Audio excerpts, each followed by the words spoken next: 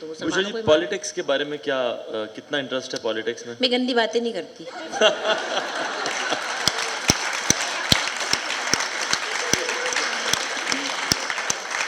मतलब on a serious note, आप कुछ भी करते हो, किसी भी फील्ड में हो, आपको रिस्पेक्ट चाहिए होती है ना। चाहे आर्टिस्ट हो, डॉक्टर हो, अखबार नवीस हो, अदीब हो, पेंटर हो, आपको रिस्पेक्ट चाहिए होती है। जिस काम में रिस्पेक्ट नहीं है वो क्या करना। कई दफ़ा ऑफर हुआ था मुझे भी।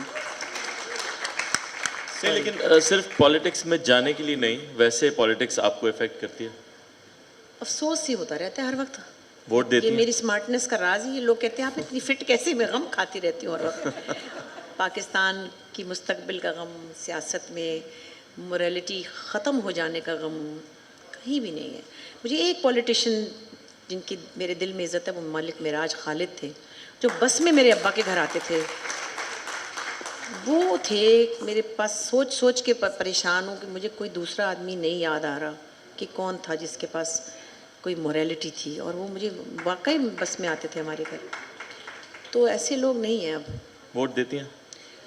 हाँ, वोट की दफ़ा तो पिछली दफ़ा क्या हुआ कि हम तो वहीं चले गए टोरंटो, हमारी तो किसी ने क्लास ले ली। मैं साथ था। एक्चुअली पता क्या हो रहा था, सच्ची बात ये नहीं, उससे पहले दिया था।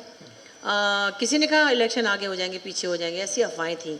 और हम टीवी के अवार्ड्स में हम जा रहे थे, चूँकि कुछ परफॉर्मर्स को ले गए थे वो 6-7 लोगों को, और उनके टेक्नीशियन तो 2 महीने से वहाँ सेट लगा रहे थे।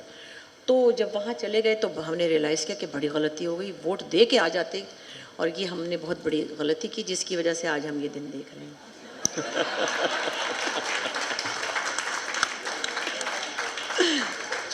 मतलब यहाँ रह के वोट ना देते तो अच्छा था। अच्छा, डेमोक्रेसी या डंडा? अब तो वैसे कहने को दिल चाह रहा है, हालांकि क्या कह देंगी आप? डंडा ही ठीक था वैसे शायद। वाकई बेहतर था? डंडा ही ठीक था। बस इतना ही काफ़ी है, मेरे अब्बा ना हो जाए कब्र में से उठ के कहीं, बहुत गुस्सा करेंगे वो। काम कैसे चूज करती हैं? स्क्रिप्ट तो आपके पास बहुत सारे आते होंगे, क्या मेन चीज़ है जो आप देखती हैं, जो बुशरा अंसारी देखती हैं कि आपके ड्रामे इतने अच्छे होते हैं? अल्लाह का एक तो पहले बहुत शुक्र अदा करती हूँ कि मुझे अब मजबूरी नहीं है काम करने की कोई, और जब मजबूरी थी तो काम ही नहीं था इतना, क्योंकि पीटीवी पे तो थोड़े थोड़े ड्रामे होते थे, और कभी कभी एक सीरियल करती थी, वो भी पहले बच्चों के इम्तहानों के दिन चेक करती थी कि भाई आप सोचे 20 साल में टेलीविज़न में मैंने सिर्फ 6 सीरियल किए हैं, लोगों ने बहुत सारे किए। मैं चूँकि घरेलू लाइफ और बच्चियों के इम्तहान और उनके टेस्ट और उनके फलां, उसके लिए सिर्फ ये था कि मैं नज़र ज़्यादा आती थी, क्योंकि मैं हर ख़ास प्रोग्राम में होती थी, मैं हर म्यूज़िक प्रोग्राम में गाती थी, मैं हर अवार्ड शो में आगे कूद रही होती थी खड़ी हुई, तो मैं नज़र बहुत आती थी। उस तरह देखा जाए तो मैंने अल्लाह के शुक्र से मैंने वो सिक्योरिटी कर ली थी कि मुझे मजबूरन काम ना करना पड़े कि फल्ला बिल देना मकान का, नहीं। तो मैं फिर थोड़ी सी देर में आई प्राइवेट काम में, प्राइवेट प्रोडक्शंस में थोड़ा लेट आई, और फिर थोड़ा सा चूज़ी हो सकी कि मुझे बेसिक लेवल की मजबूरी नहीं थी, मगर फिर भी कहीं कहीं मैंने 2-4 दफ़ा मारी है झक, थोड़ी सी मारी है, ज़्यादा नहीं मारी, लेकिन तो कोशिश यही होती है कि सास बहू वाले ड्रामे में ज़्यादा ना करूँ। 2-3 किए हैं वो जो मुझे याद ही हैं, इतने थोड़े किए हैं। एक तो था रफ़त आपा की बहुएँ, मतलब ये भी कोई नाम है, और एक था कोई नौलखा, मतलब बुरा नहीं कहती लेकिन मेरे टाइप के नहीं थे। एक शायद और था बेदर्दी चले, उसमें भी था एड्स के ऊपर कोई। तो ऐसे 2-3 ही मिसालें जिसमें मैंने शायद कुछ बहुत मज़ा नहीं लिया। बाकी कोशिश यही है कि कोई ना कोई, बिल्किस का और बहुत मज़े का प्ले था, बहुत कैरेक्टर मज़े का था। फिर ये उडारी वाली शीदा का मज़ेदार था, साइमा चौधरी का एक मज़ेदार था। सो मौका मिलता है तो मैं ख्याल कर लेती हूँ कि कोई ऐसा ही काम हो जो मुझे करना चाहिए। बुशरा जी, आजकल एक बहुत ज़्यादा इशू छिड़ा हुआ है, खलील रहमान कमर, आपने भी उस पर बात की।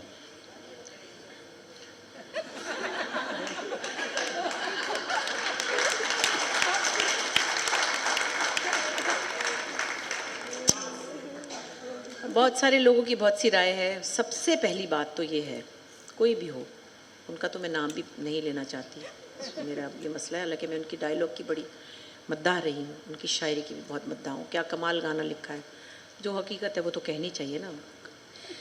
लेकिन अच्छा होता अगर उनकी तरबियत की जाती घर में, उनको बात करने का सलीका सिखाया जाता, उनकी वोकैबलरी कुछ कम होती तो अच्छा था, कुछ मखसूस लफ्ज़ों की। अच्छा होता कि वो तमाम नाजेबा लफ्ज़ या नाजेबा अशिया के नाम ना ले पाते, बेहतर होता। और सिर्फ लिखते ही रहते, क्योंकि लिखने वाले लोग तो बहुत खूबसूरत उनका एक होना चाहिए रवैया।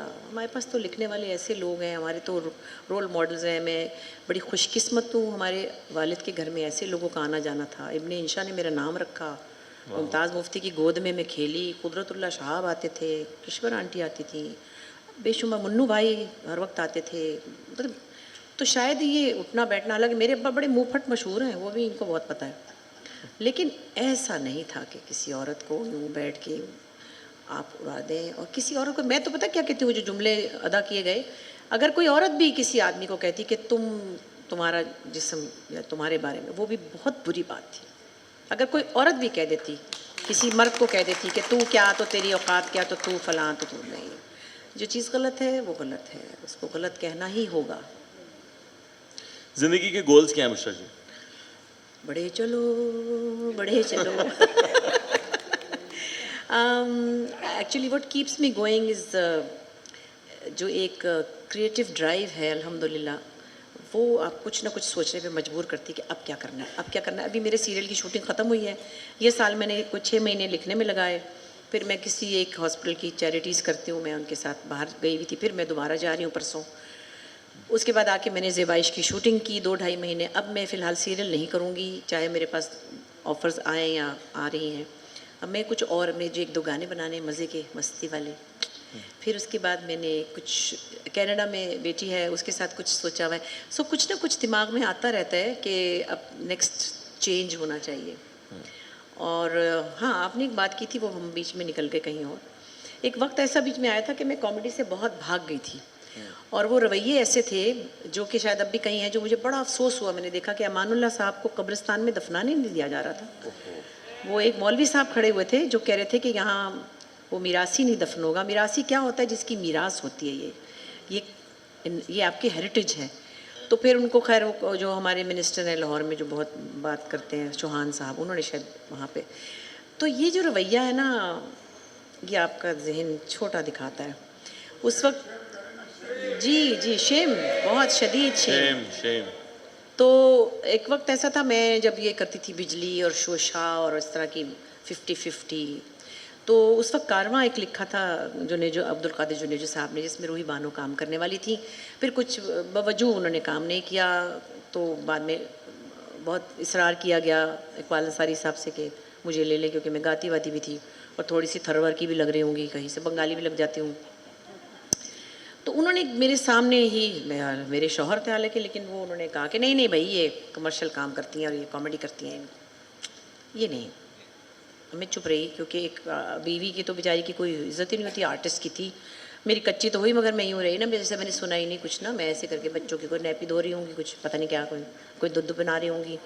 तो मगर 3-4 अखबारों से आया कि भाई आप बुशरा भाभी को क्यों नहीं लेते, भाभी कर सकती हैं, बुशरा को ले, बुशरा को ले। उन्होंने कहा नहीं भाई नहीं, ये कॉमेडी करती हैं, इनका नहीं है ये काम, वो मैं फ़लाँ को। आखिर उन्होंने हुमा अकबर को लिया, बड़ी अच्छी लगी वो, बड़ा अच्छा किया उसने।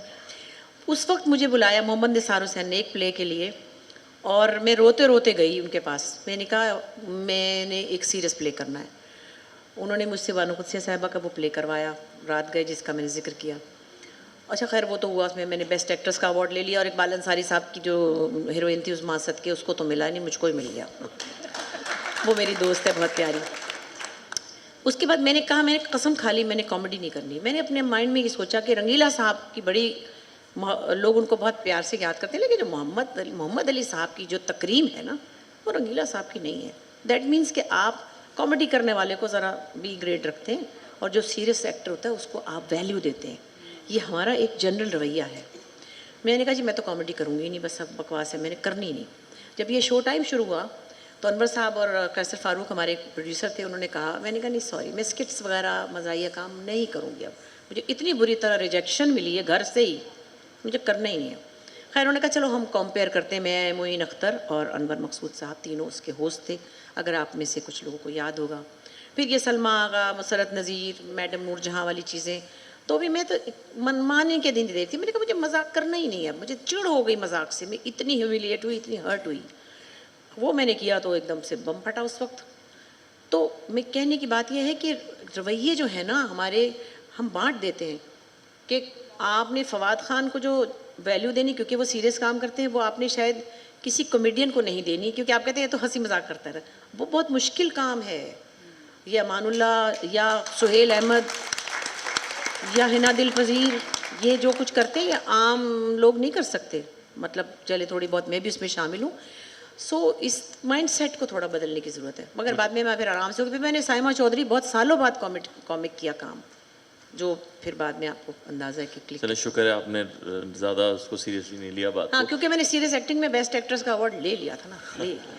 अच्छा, मुझे रिसेंटली एक सीरियस एक्टर ने कहा, जो बहुत ज़्यादा सीरियस एक्टिंग करते हैं, उन्होंने कहा कि यार तुम तो कॉमेडी करते हो ना, तो तुम्हारा तो काम आसान है, हाँ। सीरियस एक्टिंग बहुत मुश्किल होती है। तो मुझे हैरत इस बात हुई कि इसको ये आइडिया भी नहीं हो रहा कि क्या क्या रहा है। ऐसे माशाल्लाह यासिर ने आंगन टेढ़ा के मेरी आंखों में आंसू आ गए। यानी मुंह फेरो तो पता चलता है कि सलीम नासिर साहब खड़े हैं। तो ये कोई मजाक नहीं था। एक एक इंच, एक एक आपके पोर उस वक्त एक्टिव होता है, ख़ासतौर पे स्टेज पर तो बहुत आसान काम नहीं है कॉमेडी करना।